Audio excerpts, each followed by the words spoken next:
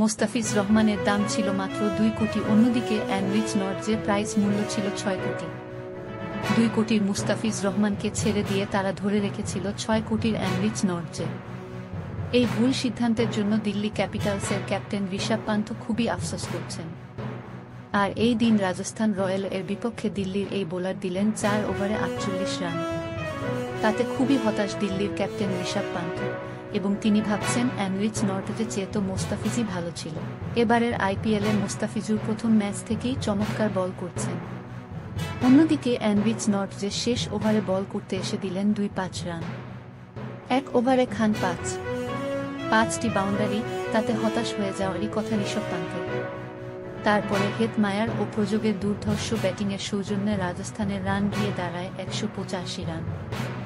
দিন শেষে 4 বার বোলিং করে 48 রান খরচ করে 1 উইকেট পায় এনরিচ।